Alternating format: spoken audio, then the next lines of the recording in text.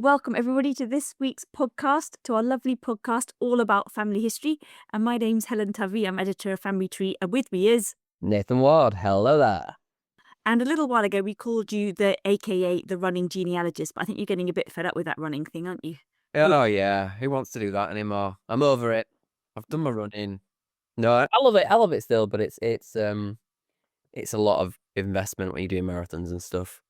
So now I'm just running for fun. Or maybe I'll go back, plan my routes based on my family history, because I am getting quite a lot of local names and addresses now. So I think that would be good. definitely a People chance. say running is very good for thinking time, isn't it? So do you find yourself thinking about family history when you're doing your running? Sometimes, well, especially like when I'm running in the local area, but most of the time I go the other way around. I just think it clears my head, so there's nothing left in there. I mean, there's not much to start with, but by the time I've had a run, I'm just zen as anything. Lovely. That sounds good. So, what have you been getting up to this week with your family history? I went a bit crazy. I went a bit GRO website mad and started ordering so many certificates that I had to stop myself. It almost felt like cheating, I'll be honest. You know the information you're after. I don't know why I think it's cheating. Anyway, you know the information you're after, like I need a death date, I need to find the reason for death, blah, blah, blah. And so you just type in the little numbers and letters for what page and what volume it is that you've got off Ancestry. And then they just give you them. It just seems really easy. It seems easy to you because you now know what you're doing with it. Whereas if you scroll back a few months and I said, Nathan, you need to get a death certificate for somebody who died in 1909, you'd be like, I don't know what to do. I don't know where to look. Where's the cheapest place? Where's the best place? What are my options? How do I know I've got the right information? You'd be stumped, wouldn't you? Yeah, that's very true, actually. It all felt very natural.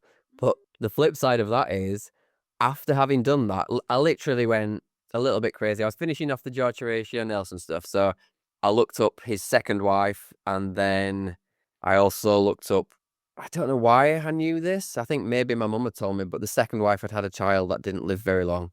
So I was finding the death certificate for that child. So I found all that information. I'll go back to that later. But in doing that, I then was like, looking at other things. I'm like, right, I could get a marriage certificate here, or I could get this, I could get that, I could get that. And before I know it, like the money that I'm spending is like piling up, and I'm like, I don't want to be spending this money all the time on every single person. I need to get back to Ancestry, see what I can get for free before I go back. Because it felt easy. It's like I can get this information so readily. Whereas I know from some of the hints within Ancestry, you can actually get a lot of the information I was after. But sometimes you obviously just can't, which for the people that I've bought, I couldn't, which is why I went there. But whilst I was there, I was just like, oh, well, I might as well type so-and-so's name in and get their death certificate and so-and-so. So I could have filled in lots of gaps, but it was going to cost me. Yes. So I'm going to put you on the spot now and ask you, so obviously, you know, when you go to the GRO website, you're going to be ordering births, marriages and deaths. So what do you think? I'm not saying you're wrong, but what do you think you can get for free on Ancestry, or not for free, but as part of your Ancestry subscription? This, like, how is Ancestry going to solve your... Ancestry will get me marriages, definitely. I've definitely seen dates of marriages. I've also had death dates for some people, depending on what documents I can find. Birth dates, can I get birth dates? I think I can. This is what I was actually going on to, actually. A point being, yes, I was very comfortable on the GRO site finding all this information. But then when I was like, stop spending money, Nathan, go back and do some proper research before you cheat. It's not cheating. Not cheating. But go back and see what you can get for free. When I went back to Ancestry, I felt like I'd forgotten all of my basic training that you've given me. I was just like, how do I know this is Thomas, whatever? How do I know this is my so-and-so? And I was a little bit terrified. I can't remember now who I was searching, but I know it was Alexander McKay. And there were at least 2 or 3 people that came up, and I was like, well, that could be my Alexander. But how do I know? And I don't know, again, whether it is just because I've forgotten the information because I haven't been there enough recently, or because I've reached the end of what information was naturally available from my mum. So I'm like in unexplored ground, Mm. and I've got hints of information that I know's right, but there's a little bit more uncertainty from me. So I'm like, obviously, I like to be meticulous, so it's kind of fact checking, but then I'm like freaking out about where I check these facts. So I had this Alexander McKay who's married to somebody called Jeannie. Mm. I found loads of Alexander McKays married to someone called Jane. Yeah. I know that's such a close name. It's like it Mm. could be the same person, Mm. but then I think I saw one of the censuses and there was a Genie on there. Mm. Again, like you say, if someone's filled it out, it might be a pet name that they've just put in as opposed to the proper name. And it terrified me. I was like, oh my God, I've forgotten everything. Mm. Mm. There you go. Yeah, there's so many ancestors we have to deal with that unless we recently worked on that particular branch, then even if you've been doing your family history for a while, you have to kind of get your eye in again with that branch. So, um, do you want to tell me any more, or shall I butt in and get bossy? It depends on what you want to know. I can tell you about the end of my George McKay search. No, Yeah, do that. not George, sorry, George Horatio Nelson. Mm. It was quite interesting actually. So last time we established that his first wife, Margaret, had died post-birth of a child. The child I did a search for with your assistance actually, and we couldn't find a birth or a death certificate. So the idea is that that child was stillborn, so then wasn't registered. So we finished that bit off, went on to the next, which is Teresa. I had it in my head she died in childbirth. Mm. But when I've researched it, her death, well, I got the GRO certificate. She died at the age of 71. So Yeah. Yeah. I just hadn't been taking any notice of the dates and how old these people were. I presumed it was like a like for like swap from one wife to the next. So the age range is completely different. But she did have a child called Hector, who only lived for 21 days. So he has a birth certificate and a death certificate. So I found that. It's just interesting because like I hadn't bothered to look at the placing time of the two wives. So I think I said before, Edward Tankman, when he died, or before he died, he put his war pension, the next person in line to get it was Teresa, who wasn't his mother. And I thought that was really weird. I was like, oh, he must have had a really good relationship with her to put her name before his dad's name. Mm. But in the context of things now, looking at it chronologically, she brought him up, Mm. which I hadn't even considered. I hadn't even comprehended. I was just like, yeah, that's the mum. That child was brought up by that mum. Hadn't really placed the dates as to when she died and how old that child was. And the following on relationships. It was a bit of an eye opener for that for me. Like I wasn't paying attention to the correlation of dates between ages of children and mothers and things. So that was quite cool. Mm. Yeah, insights like that are always, you always feel like a whole little door's opened and you've got a bit more understanding, don't you, about the people you're learning about. Definitely, and it all makes sense as well. It's like, oh, that does make sense. Mm. But like I said, I got it in my head that both of his wives had died quite young. No, and I had no real reason to believe that. I guess I just got caught up in looking for these children that had died young. Mm. Very You're strange. not alone in that. We're doing this brilliant course at the moment, and it's by Dr. Sophie Kay, and it's all about research skills. And one of the key questions she says that we all need to keep asking ourselves are, what assumptions am I making? Because we just all do it. So that's you because one mother died young, you kind of just assumed the other one did, and you know, you just kind of, before you know it, you've made assumptions that you don't even realize you're making it. But she invites us all to keep reflecting on that so that we actually don't jump to wrong conclusions and just keep assessing everything in the light of evidence, not assumptions. Yeah, it's easy to do because, like, obviously we've discussed it where you say like because of contraception, etc. There were children popping out every 2 years. So that was in my mind quite heavily. And the facts were backing that up with all the children. So I think I got locked into that and then the idea of the fact that it's quite dangerous and childbirth and totally wrong. She was 71. So A good age. a good age for her, yeah. Yeah, for her. A little son, but yeah. Mm, mm. Yeah, I like the way as well you're saying putting the information in a timeline. So that's effectively what you did, even if it's just mentally. Not you can physically draw up a timeline, but the way you then reflected on the details that you knew and were like, okay, so Tankman's mum had died. It was Teresa who brought him up, and you see, it kind of sheds light on everything, doesn't it? Putting things in date order. It really does. It changes the dynamic of things, doesn't it? Yeah, yeah.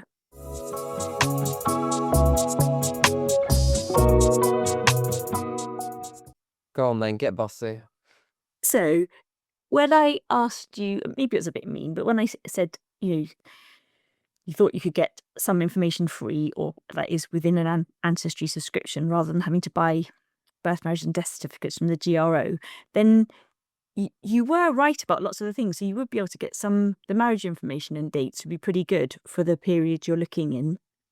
And you would be able to get death dates potentially from things like the National Probate Calendar, and you would be able to get birth dates potentially from, I think, the 1939 register. So there are places where you can get some of the information, but then obviously you're not going to be getting, if you get a burial register entry, you're very unlikely to get a cause of death. So you're going to get some information, but not all of it.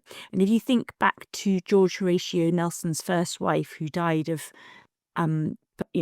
shortly after giving birth, and then you found out quite specific information about how she died, that she'd had those puerperal convulsions, hadn't she? So that's a very tragic, unpleasant way to die.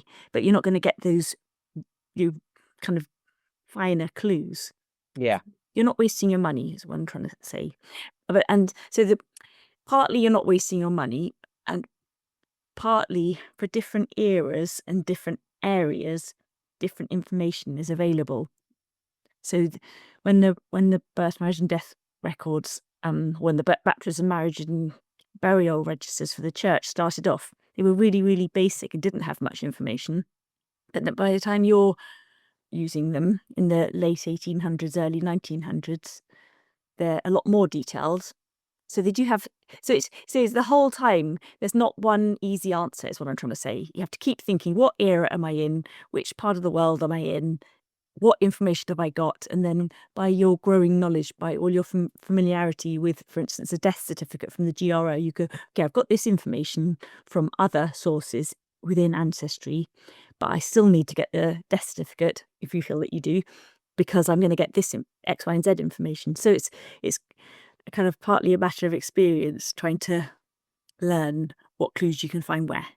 Yeah, so you're tricking me, basically. I should have said it depends on what I'm doing. Maybe, yes. Such an annoying answer, though, isn't it? But it's worth knowing. It's worth knowing there are possibilities, and it's worth keeping your eye out of what's possible where and when, isn't it? Definitely. Well, I mean, my reason for going for the death certificate for Margaret Nelson was to see if I could find any details of a hint of there being another child, which didn't appear on the censuses and didn't appear anywhere else on the records. So there's an extra clue to be found from actually seeing that death certificate, which we wouldn't have got otherwise. But it's quite cool to get to that point, to think, right, I'm at that point. I've clearly got enough information on Margaret to know her marriage, her birth, and her death. Yeah. I think you're doing amazing. I think the insights you're getting and how reflective you're being, I think you're doing awesomely. I'm going to continue to be mean, though. So when you said there were 3 Alexander McKays and you weren't sure which one was yours, and you're like, and I can just follow the hints, and I was just like, oh, you said follow the hints. So Nathan, I want to put you on the spot. You're not, please don't tell me you're just going to press the hints and go for it. You're not going to do that, are you? You're allowed to have a look, but tell me what you're actually going to do. Oh, I love the hints. My current method, be it right or wrong, is to go into the hints. Yeah. And I ignore any that come up from other people's trees. Yeah. But I look at documents that could be related, that have dates or names or locations that are familiar to me for that person. Yes. So I'm a bad person. No, that's not bad. That's good. I think that's really good. And so you're applying a nice analytical brain to documentary evidence to find out whether or not it's your person, and you're clear in your mind that some of those records will potentially relate to the person you're after and some won't.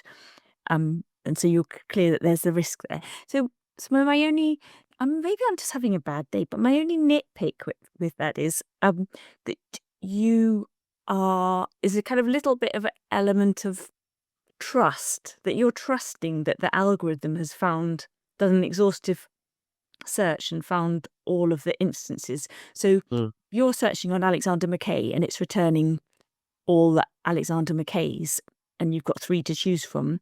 But I just feel like, well, potentially, what if there's I'm such a kind of what if there's a transcription error and your Alexander McKay, his name has been slightly kind of mangled, and so isn't coming up through the algorithm, but he is there in the database. So there could be a 4th one with a slight spelling mistake on their name, and that's your person, but you're not going to know that if you've just relied on the hints. Whereas if you actively go out to search for him, using, for instance, going through individual collections in the card catalogue, or that's what I'd recommend. I wouldn't recommend going straight onto the big ancestry search because you'd have potentially so many search results. But you're not going to know what your other possibilities are, and you're not going to quite know how those 3 Alexander McKays got served up to you.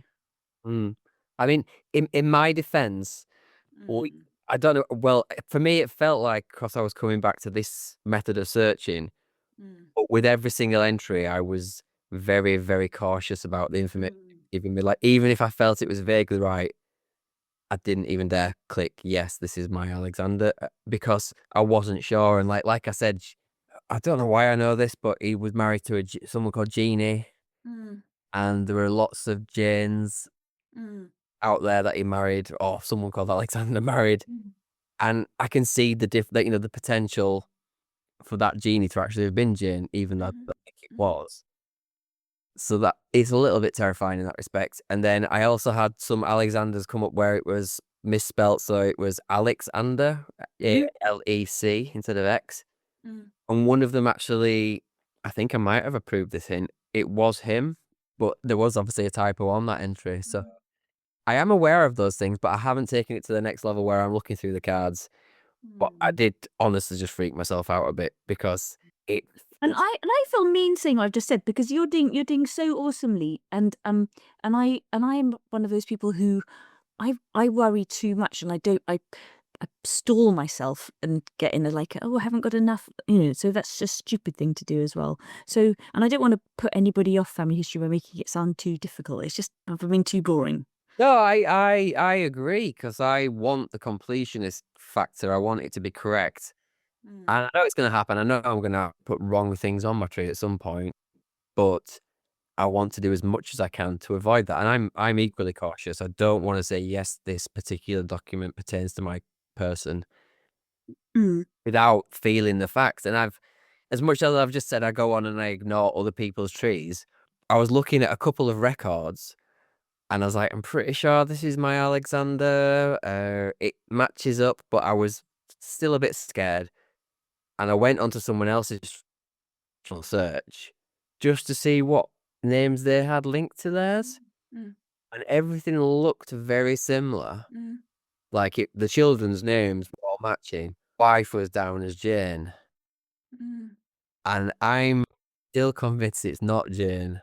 I can't remember why I feel like this. I've just got an inkling it's not Jane. It is Jean or Jeannie. But this person's tree, then I was like, well, I'm not 100% sure that their record's correct, so I'm not going to just blindly believe it, even though I see the children and I feel like the children match up right. It felt great, and I can't remember, again, what I did to look into this person's tree. And again, I don't want to say mean things about other people's trees, but it looked like they'd just gone and agreed lots and lots of different documents. Oh, wow. Yeah. That was it. There were discrepancies on the death date. So the death date of either Alexander or Jean/Jane, there were about 7 options on the timeline. So they'd clearly agreed loads of documents that didn't agree quite rightly on the same date. So they'd just been, yep. So that made me step back and be like, I need to be a bit cautious here. This person has agreed a lot of documents that don't match because there were so many options for when this person died. Yes. And I won't let myself do that on my tree. I won't let myself have a speculative one appearing at all. It doesn't suit me and my mindset. Yeah. So yeah, a lot going on. It is a lot going on. I love it. And you still haven't finished with your marathon running, and you've still managed to get all of that done. That's cool. Yeah, well, it was a nice break. It was a nice Mm. way to spend some time and some money. But Yes. Yeah. oh, it's so tempting though, isn't it? You're like, oh, just get this for me, or I might as well get a marriage certificate.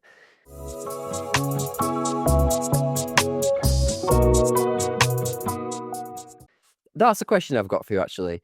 I don't know whether this is, again, maybe I'm answering my own question. Maybe it's to do with the timescale of things. Hmm. Early on in my searches, I was getting, I don't know what the name of the document is.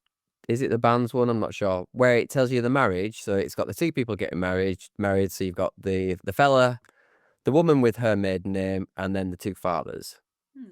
So early on, I was getting a lot of those documents. Hmm. So it was like, great, I know her maiden name, I know it's him, so it's correct. And then I get the two fathers, so I'm getting a generation back for both of them. Hmm.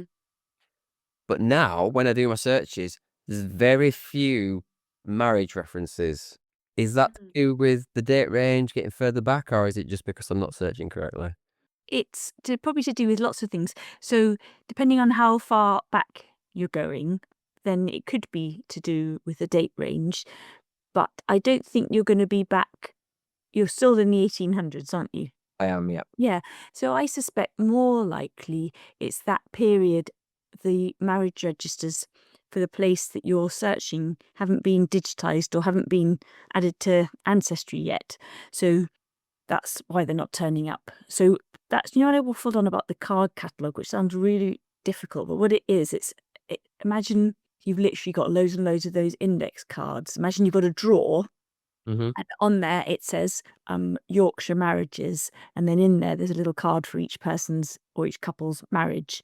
So if you go to the card catalogue, you can go and search that you want to look for any of their collections. So imagine that's like a drawer for Yorkshire marriages, and it'll bring you up all the drawers which to do with Yorkshire marriages, and then you can search within there, and they'll give you a breakdown. Ancestry are really good at that. They'll say what year, maybe what spans of year are covered, whether any records are missing. They'll spell it all out. You have to scroll down below the search fields, and then it will have paragraphs of information. We got this information from here. This is where the originals are held. This is what's included. This is what got eaten by mice. They don't literally say eaten by mice, but that sort of idea. Yeah. Okay. So is that why some of my hints, Mm, it's suggesting a document, mm. but I can't look at that document. It's just not been scanned in yet. Is that Yes, Ancestry knows it exists, but they've yet to get round to scanning it? could be partly that. So it could be that they've acquired an index from somewhere else. So there's a typed up. So imagine you've got your drawer with all the lovely cards in. Imagine they've been typed up. So you're seeing the drawer with all the typed up cards, but you're not actually seeing that digitized copy of the old marriage register entry. You're not seeing the digitized entry in the old book. Right. So that index is just going to be a list which is going to go so and so married so and so, potentially with some sort of date and some sort of place, but you're going to know already. You're aware, aren't you? Because of your improved knowledge and skills at genealogy. You're like, wait a minute, this is only a little bit of information, and I can't see a picture of the beautiful old original document. So already you're missing out on stuff. So it could Yeah, they just digitize an index. Yes. right. Because that terrifies me as well. Because like you said, I feel like I want to see the document so I can see if there are any clues that make me say this is 100% matched up to what Mm. I believe and what I see. Where Yes. it's got a little graphic of like a page, but it's not actually a real page, and then it just gives you the transcript, I guess. Mm. Mm, Mm. It is annoying when that happens, but that's still that's still worth including. So it's worth including in your notes somewhere. So if you don't want to include it on your tree, you can just include it on your research log mm, and say what you found so far, and then you can have a to do next time you're still on the hunt to try and find the original record. yeah. It could be that it's digitized on a different website. So if I'm a pastor, really good for parish registers, or it could be that you can try the local family history society if they've done more detailed transcriptions. So obviously, when you transcribe, when an index is made, it could be really simple, couldn't it? It could just be like the index could just say blogs married Jones, or it could go Helen blogs married Tom Jones, or it could, there's ever, depends how, to what level something's indexed, as to how useful and detailed the index is. And yeah, so it's worth hunting around and seeing what else there is for that place. Okay, cool. And there's a really good place. There's a one-stop shop, which is your first port of call. So you go on the Family Search site, and they have a wiki. And I don't think you need to be logged in to use it, but even if you have to be logged in, it's free. So just go to the Family Search wiki and search on your place of interest. And they've got, I can't even remember, I think it's roughly 100,000 different genealogy wiki pages on there.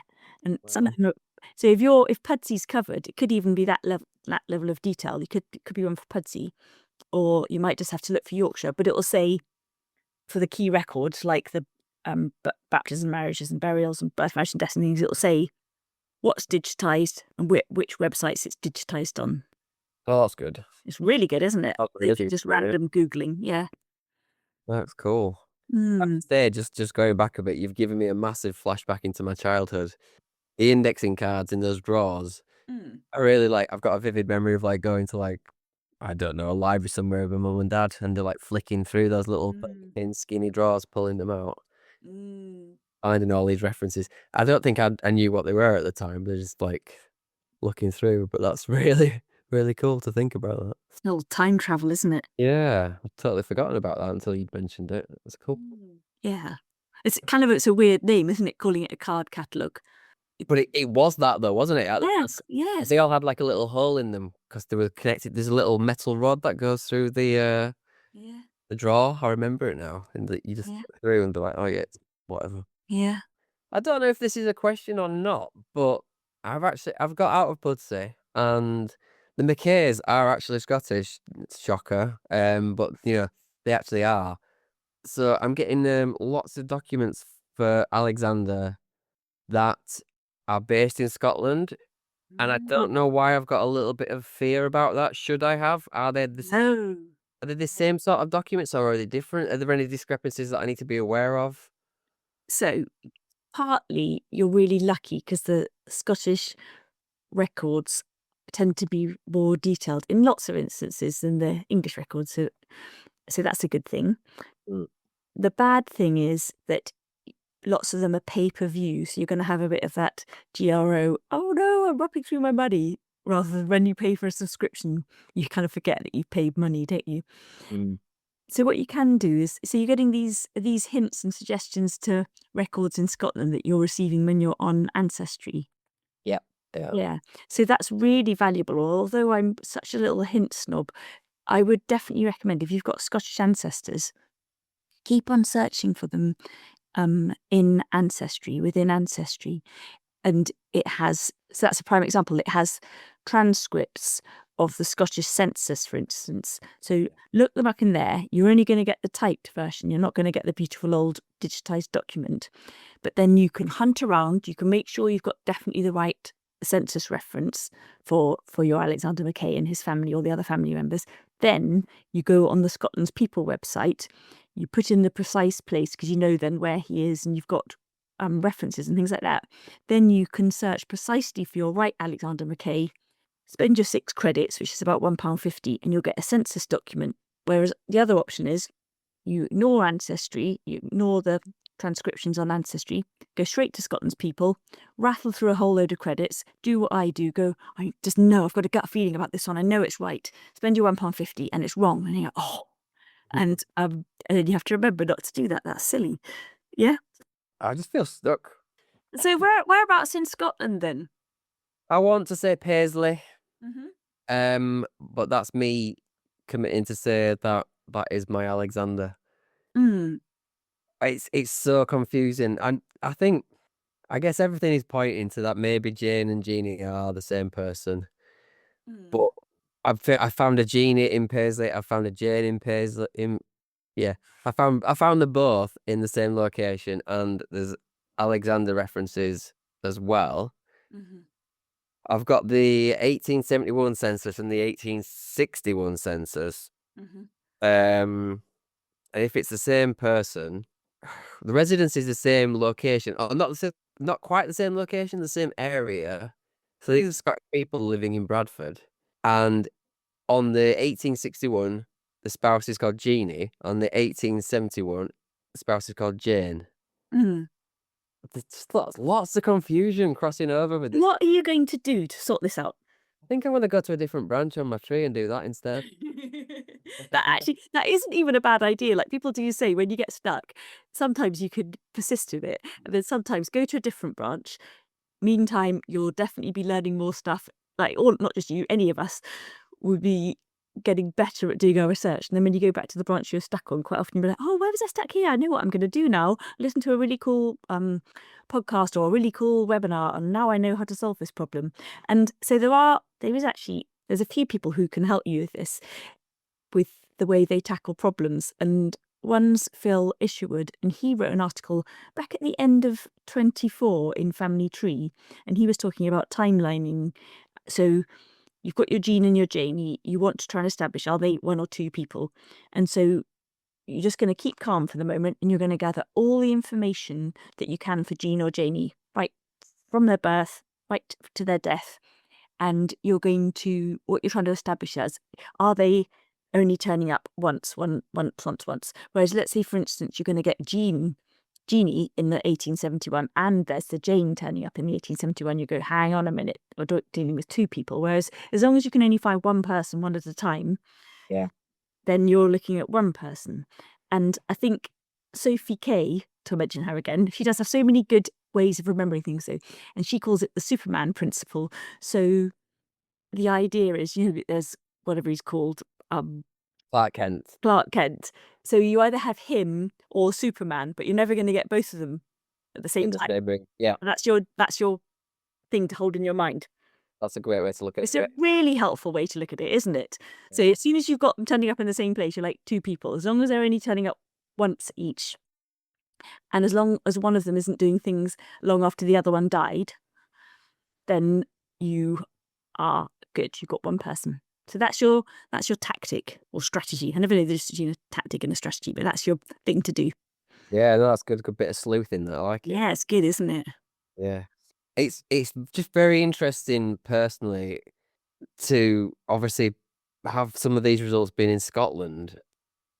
It's put me out of my comfort zone because I'm as much as I used to moan about just being in Pudsey, I knew the area, I knew the linkage. So if the locations that were mentioned, like obviously they're like suburbs of Pudsey or smaller areas, then I was like, well, that's definitely correct. That's right, because I know where that is and I know that these people were there.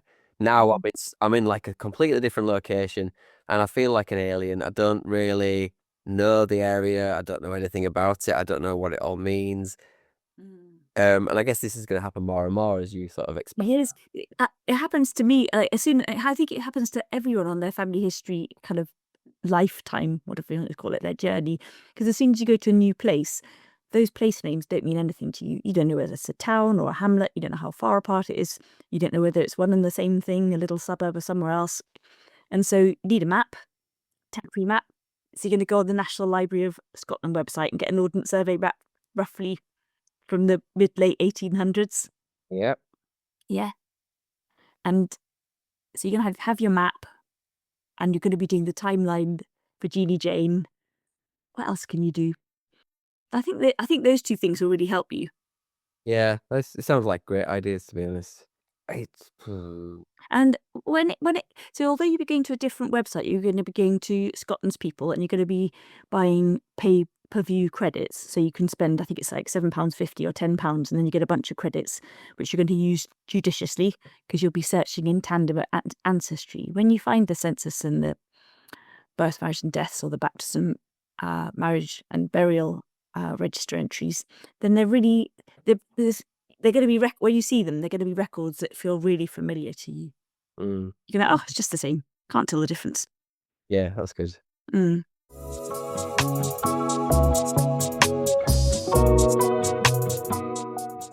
I think basically because I was like in my little rabbit hole of the Georgia ratio, I wanted to come back to Ancestry, look at my direct descendants, and get loads of easy wins and just go back quite quickly. Like, because obviously the initial stages are much easier, and it hasn't worked. I mean, I've only looked at the Nicays, but it hasn't worked out that way. It's like this isn't quick and easy. This is actually quite challenging. Mm, mm.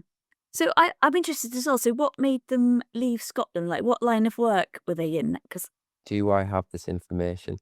and back to while you're looking for the information, I've got quite a lot of Scottish ancestors, and they definitely are more prone to like those nicknames. I think they call them tea names. I could be wrong. Anyway, the pet names. So the Jeannie Jane thing. I've got loads of Scottish ancestors, and they always seem to have a pet name which they use just as happily and readily as their kind of formal name. Yeah. So that seems very Scottish to me. Yes. I can't read the handwriting for the profession. Because that's just fun as well. Because sometimes, you're really good at this of trying to imagine what their lives were like and people's line of work, whether it was, it was going through challenging times. That's a great reason to move, isn't it? Yes, definitely. I can't make what out. Marsh, what does it say? I can't read that. Narrator, Marshall, wardrobe. No, I don't know either. Wardrobe man. Marshall man. Um, I can't read it either. Can you take a little screen grab of it and can you send it to me so I can just ponder on it? Yep. I'm not going to give you a quick answer. I wonder if it was in the transcript. Might have been. Fascinating though. So the other things which could help you is, this is what people say when you're trying to transcribe things, is you're going to be looking around on that document, because it's all got the same person's handwriting largely, to see how they form their letters, if that gives you any clues about how, what the word that you can't solve means. So we can see here, like Alexander Mackay's written and James Maxwell Mackay.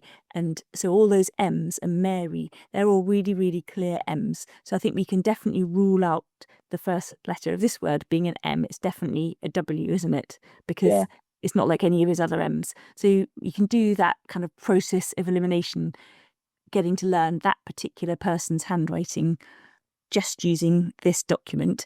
So that's one thing I'd do, spend time just scouring the whole page and getting better at reading this person's handwriting. And then the other thing is when try and transcribe it and literally letter by letter, and for any letter you don't know, put a question mark, and then you will know that it's a word that you're stuck on, and so you can keep thinking about it. And then in other records, so he's got married, he's 27, the chances are he's going to be having children soon.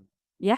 And so in the birth and in the baptism and birth records that are going to follow in the next few years after 1895, then look and see what his occupation is listed as there. And obviously it can change. Yeah. But it might give you clues. I've told you some duff information. This is actually the marriage for James Maxwell Mackay. So the father appears, obviously, in the father's name, which is Alexander. So they've already moved to Yorkshire at this point. But equally, I can't read what his profession is. A girl. Do you see that? Ooh, it looks like agent. Maybe he was a spy. Maybe this is how I get to Ian Fleming. Maybe. And then the person below looks like they're a collier.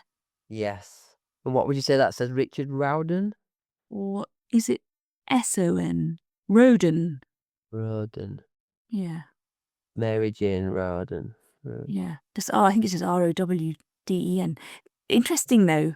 So this is your Alexander Mackay's Son. who is he your direct ancestor or not?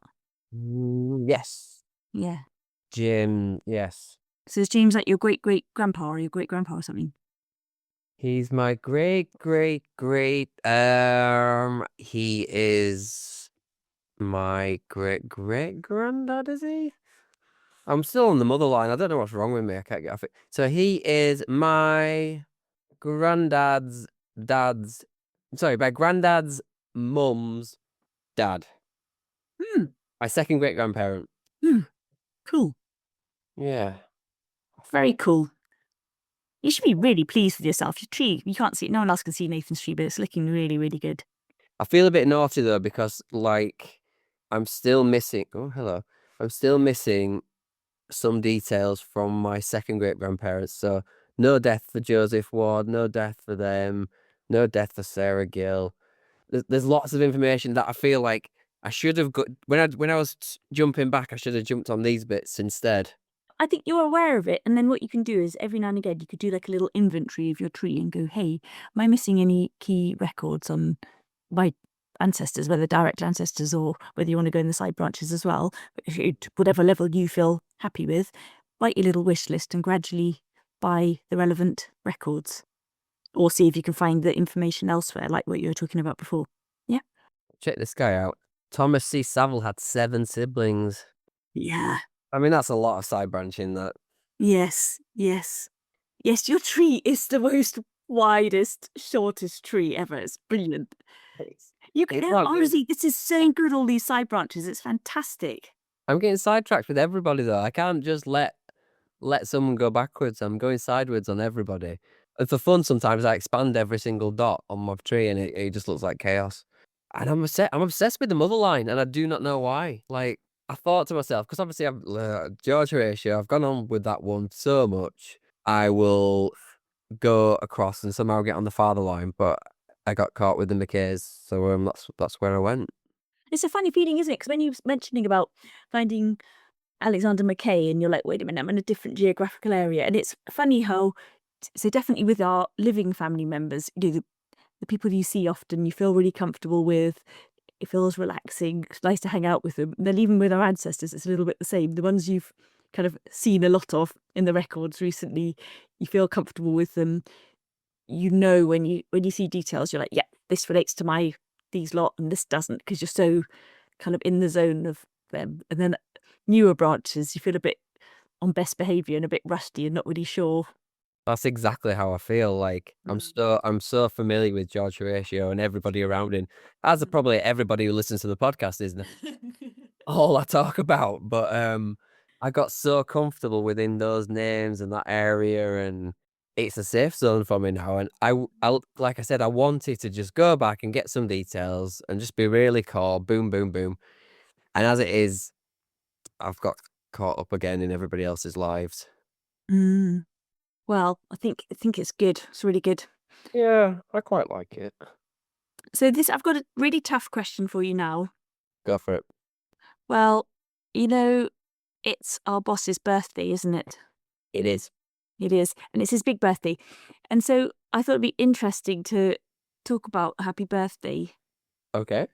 And then part of me was like, oh, we definitely won't sing it. And then when I was Googling about it, it said, oh, the copyright law changed. And from 2017 onwards, then it's not protected by copyright. So theoretically, we could sing him happy birthday. So that's the tough question. I think we've got to not do it. Are you any good at singing, Nathan? Oh, I've got a beautiful voice, but I think we should leave it as theoretical. Okay. Yeah. Pretend we didn't know the copyright law had changed. We're just going to say happy birthday to our boss for spending half a century on planet Earth. Yes, well done on that. And putting up with us. And putting up with us, most importantly. They're probably built like 2 centuries. So I think we're good for this week, aren't we? I think we are. We've discussed quite a bit. And you know what things we've got to look forward to? So we've got our cool military series to help people learn about their military ancestors, and that is ongoing. That's going to go on through the rest of the year. And we've got the dreaded DNA word. So we've got a DNA Brick Walls masterclass, which is coming up next month in June. So that'll be really cool for people who are stuck on DNA, which is pretty much most of us. I've just worked on an article for the July issue about cluster. Yeah. I didn't dare read it because I thought it was cheating. It's like, because I know I need to learn this, but it's going in our magazine. So yeah, there's something to be learned there. And we've got some really cool talks coming up. We've actually got 2 talks on paleography. So that's, or paleography. People say it different ways. I say paleography, but I think it should be paleography. Anyway, we've got 2 talks coming up on that, which is reading old handwriting. So by the sound of it, I think we could have done with a bit more benefit from that earlier on when we're trying to work out that person's occupation. So that's later on in this month, in a few weeks' time. So if people go to our website, which is www.family-tree.co.uk, and then you click on the word webinars in our menu, and then in there you can find all sorts of courses and talks that we do. And we do a lot, don't we, Nathan? We do it a lot, all the time. DNA club, study club, one-off webinars, courses. And they're, honestly, when you listen to them, they're just super, super helpful because it's actual practical information. It's not kind of in theory stuff. It's information that once you've learned, you can store it away in your head, and then it comes into play and kind of serves you well when you're actually doing your family history. Definitely. Like from my perspective, I obviously know what we do, but it hasn't been until I've started doing my own tree that I've actually thought these are actually really useful and really valuable, and obviously come up every week when I'm talking. So Mm. yeah, really good. Go check them out. Okay, well, thanks for listening again, everybody.